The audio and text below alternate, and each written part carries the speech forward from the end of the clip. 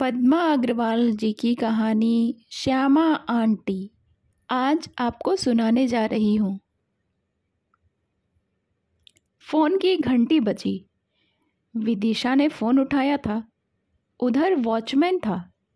Madam, आपको कामवाली की ज़रूरत है क्या? एक लेडी आई है, कह रही है कि आपने उसे बुलाया है। भेज दो। विदिशा की कामवाली गांव गई हुई थी। 1 महीने से वे खाना बना बना कर परेशान थी। इसीलिए वे अक्सर सबसे कहती रहती थी कि कोई काम वाली हो तो बताओ। वे सोच रही थी कि जो भी होगी उसे वह रख लेगी, बाद में देखा जाएगा। तभी दरवाजे की घंटी बजी। दीदी, जय बंसी वाले की। तकरीबन 54-55 साल की पतली छरहरी महिला, जिसका रंग गेहुआ था, नैन नक्श तीखे थे, साफ सुथरी हल्के रंग की साड़ी पहनी हुई थी, माथे पर चंदन का टीका लगाए हुई थी और गले में रुद्राक्ष की माला पहनी थी। कैसे आई? दीदी, हम नाम भूल रहे हैं। गेट कीपर ने कहा था कि मैडम को खाना बनाने वाली की ज़रूरत है। हमें काम की ज़रूरत है, आपको काम वाली की। विदिशा की मम्मी जी भी वहीं बैठी हुई थीं। उन्होंने मम्मी जी को उससे बात करने के लिए इशारा किया। पैसा कितना लोगी? माताजी, आप मेरा काम देख लो, फिर जो ठीक लगे वह दे देना। वैसे आप जो पहली को दे रही हो उससे कम से कम 200 रुपये बढ़ाकर दे दो। विदिशा उसकी चतुराई पर मुस्कुरा उठी थी। वह उसकी वाक कुशलता देख रही थी। तुम अपना नाम तो बताओ। हमारा नाम श्यामा है। देखो श्यामा, बुरा मत मानना, पर तुम कौन सी बिरादरी से हो? हम बहुत ऊंचे कुल के ब्राह्मण हैं। प्रयागराज में ब्याह हुआ रहा, खूब चैन चौन रहा, लेकिन किस्मत फूट गई। एक दिन हमारे मालिक दुकान से आ रहे थे कि तभी उनकी साइकिल में मोटरसाइकिल वाले ने टक्कर मार दी और उनकी सांस छूट गई। बस फिर तो सबकी नज़रें ही बदल गईं। हम तो नौकरानी बन के ही खुश रहे, लेकिन एक रात हमारे ससुर रात को कमरे में आ गए। हम मुश्किल से अपनी इज्जत बचा पाए। अगले दिन 10 बरस की बिटिया का हाथ पकड़कर घर से निकल आए। कुछ दिनों तक तो मायके में रहे, लेकिन माताजी, आप तो जानती हो कि जब अपना कोई नहीं तो सपना क्यों? वह अपने पल्लू से अपने आंसुओं को पोंछ रही थी। मम्मी जी तो उसके आंसुओं को देखकर पिघल उठी थीं। बस उसी क्षण से उनके घर में श्यामा आंटी का प्रवेश हो गया था।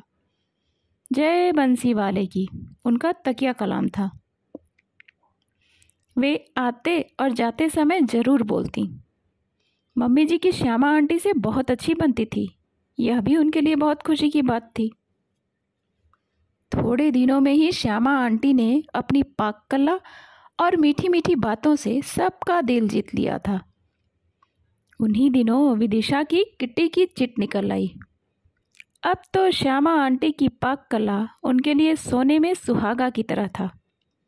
श्यामा आंटी, मेरे घर में किट्टी में 15-16 महिलाएं आएंगी। आप सबके लिए नाश्ता बना दीजिएगा। अरे दीदी, आप चिंता ना करें, आप जो भी कहेंगी हम सब बना देंगे। आपकी सखियां उंगली चाटती हुई जाएंगी। मौसम सुहावना हो रहा था। हल्की हल्की फुहारें पड़ रही थीं। ऐसे समय में विदिशा जी के यहाँ हरियाली तीज के उपलक्ष्य में तीज मिलन की किट्टी थी। सभी महिलाएं हरे हरे परिधानों में सजी हुई थीं। आज उनका घर हंसी के ठहाकों और खिलखिलाहट से गुंजायमान हो रहा था। आज विशेष रूप से हरियाली थीम रखी गई थी। विदिशा जी ने हरे हरे पत्तों और मोर पंखों के द्वारा सुंदर सजावट की थी। स्टार्टर में महिलाओं के सामने खस का हरा हरा शरबत और पालक की हरी हरी पकौड़ियाँ चटनी के साथ सबको बहुत पसंद आ रही थीं। श्यामा आंटी पकौड़ियाँ सेक भी रही थीं और लाकर दे भी रही थीं। अंचल बोली, विदिशा, यह नमूना तुम्हें कहाँ से मिला? बस मिल गई। कुछ भी कहो, आज जैसी पकौड़ियाँ और शरबत, मज़ा आ गया। फिर तो अर्चना, गीता और पूनम सभी ईर्ष्या से विदिशा के भाग्य को सराहती हुई लालची निगाहों से श्यामा आंटी की ओर देख रही थी। पूनम बोली, विदिशा, तुम्हारी श्यामा आंटी तो ऐसा लगता है कि किसी मंदिर से सीधा उठकर आ गई हैं। पूरी मलिन लगती हैं। धीरे बोलो, पूरी पंडिताइन है। प्याज नहीं खाती, झूठे मीठे का बहुत परहेज करती हैं, और छुआछूत तो बस पूछो नहीं। डाइनिंग टेबल पर रखी कोई चीज़ नहीं खाती। कई बार गुस्सा भी हो जाती हैं, लेकिन यार खाना बहुत टेस्टी बनाती हैं। हाउजी गेम पूरा हुआ ही था कि वे किचन से आकर बोली थी, दीदी, नाश्ता डाइनिंग टेबल पर लगा दिया है, मैं पकौड़ियाँ सेकने जा रही हूँ। सुगंधा हरा हरा ढोकला चखते ही खुश होकर बोली, विदिशा, ढोकला क्या हल्दीराम से मंगाया है? बहुत सॉफ्ट और टेस्टी है। वाह, ऐसा लग रहा है खाती जाऊं। श्यामा आंटी ने सबकी प्लेट में ढोकला रख दिया। तभी विदिशा जी ने उनकी तरफ इशारा करते हुए कहा, आज तो सारी चीज़ें श्यामा आंटी ने ही बनाई हैं। सुगंधा तो चापलूसी करते हुए बोली, श्यामा आंटी, तुम्हारी कोई बहन नहीं है क्या? मेरे लिए अपने गांव से ले आओ, उसे मुँह मांगे पैसे दूंगी। आशीष को तो खाने का बहुत शौक है, और संगीता तो कुछ अच्छा बनाती ही नहीं।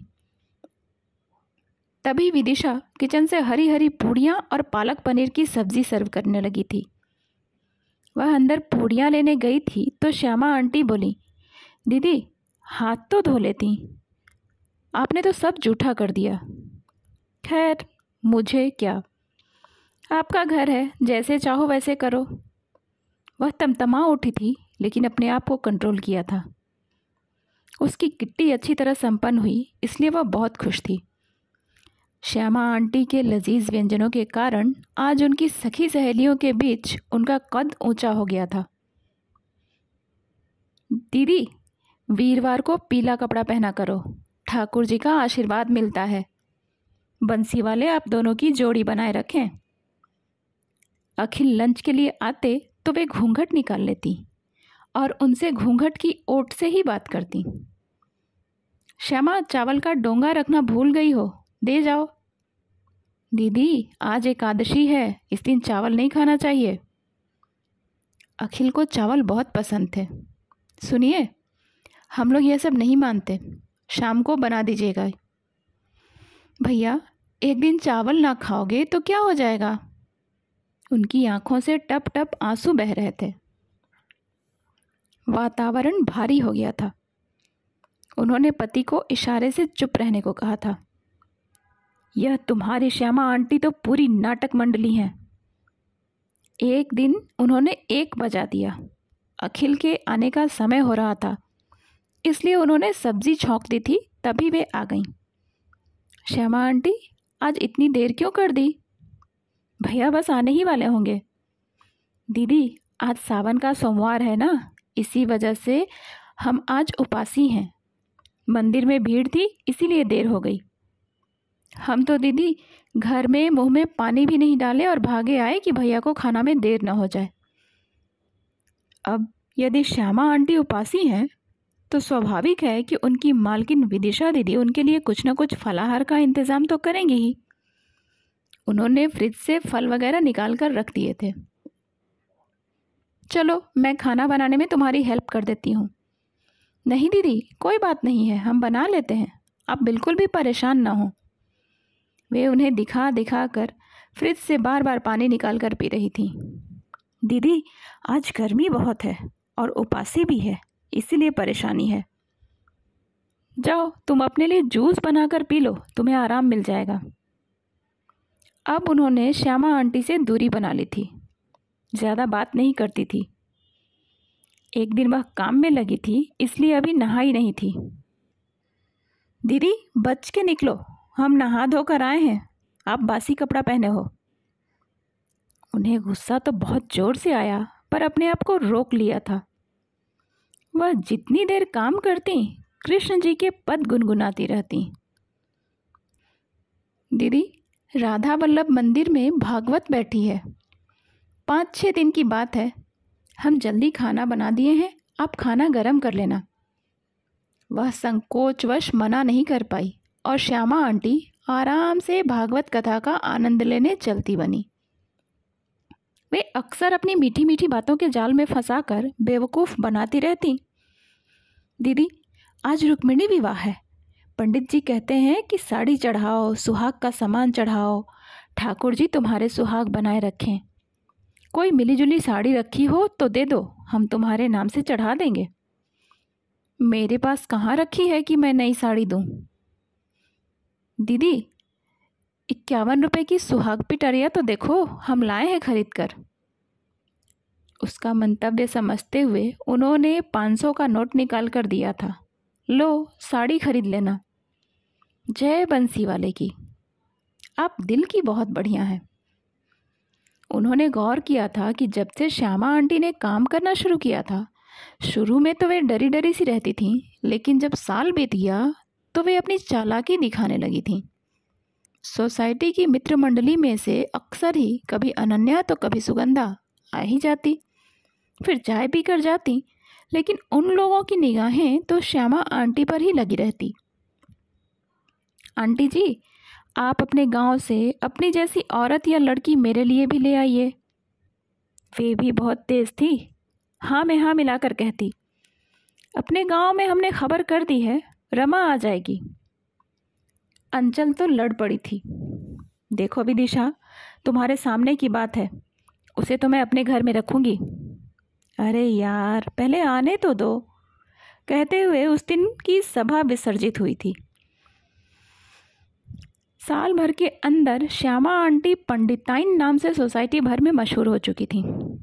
सोसाइटी में उन्हें फुसलाने की होड़ लगी हुई थी। पहले तो विदिशा के पास कभी पूनम तो कभी कल्पना का फ़ोन आता। दीदी, पंडिताइन को मेरे घर भेज देना, कुछ मनसा पूजा का सामान रखा हुआ है। रोज़ रोज़ के झमेलों से उन्हें उलझन होने लगती थी। कभी कभी वह भुनभुना भी उठती थी। उसने गौर किया था कि श्यामा आंटी खूब घी मसालेदार खाना बनाती थी, जो स्वाद में तो सबको अच्छा लगता था, मगर स्वास्थ्य के लिए नुकसानदेह था। वे अपनी पसंद का ही खाना बनाती, चाहे कितना उन्हें बताकर आती, लेकिन वे अपने हिसाब से अधिक बना लेती ताकि अपने घर खाना ले जा सकें। घर के अंदर उनके सामने तो छुआछूत और जूठे मीठे का नाटक करती कि मैं कुछ भी नहीं खाऊंगी, आज पूर्णमासी है तो आज एकादशी है, आज मंगल का व्रत है। पर अब समझ में आने लगा था कि वह भर भर कर खाना अपने घर ले जाना चाहती हैं, इसीलिए यहाँ खाने से मना कर देती थी। अब वह उनकी होशियारी काफ़ी कुछ पहचानने लगी थी। लेकिन श्यामा आंटी सुगंधा, अर्चना, आंचल के घर से दान पुण्य के नाम पर रोज़ रोज़ झोला भर भर कर सामान अपने साथ ले जाया करती। अपनी पाक कला के बलबूते सोसाइटी में कभी कहीं तो कभी कहीं नाश्ता बनाने की उनकी बुकिंग रहती। अब नामचीन कुक के साथ साथ पंडिताइन के लेवल के चलते उनकी कमाई में चौगुनी बढ़ोतरी हो गई थी। साथ ही साथ सबके मन में ब्राह्मणी के लिए आदर की भावना अलग से थी। महिलाएं उनके पैर छू छू कर उनसे आशीर्वाद लेती। सोसाइटी में उनकी जान पहचान की महिलाएं धार्मिक प्रवृत्ति की थीं। एक दूसरे को देखकर आपस में होड़ थी। यदि किसी ने साड़ी दी तो आगे पीछे दूसरी भी साड़ी देगी। अब वह देख रही थी कि श्यामा आंटी का खाना बनाने का काम सेकेंडरी हो चुका था और सोसाइटी में दूसरों के घरों में जाकर उनके काम करना प्राइमरी हो गया था। उन्हीं दिनों पितृपक्ष शुरू हो गए थे। अब तो सभी महिलाओं को अपने अपने पुरखों को खुश करने के लिए खाना बनाने के लिए भी पंडिताइन की ज़रूरत होती थी और खाना खाने के लिए भी पंडिताइन की आवश्यकता थी। श्यामा आंटी की तो चांदी थी। रोज़ बढ़िया खाना, नगद दक्षिणा और फल मिठाई, कहीं साड़ी कपड़ा तो कहीं बर्तन, आदर सम्मान मुफ्त में। अब वह उसके घर समय बेसमय आया करती और खाना भी आधा अधूरा या उल्टा सीधा बनाकर, आज जल्दी है कल कर दूंगी, कहकर चल देती थीं।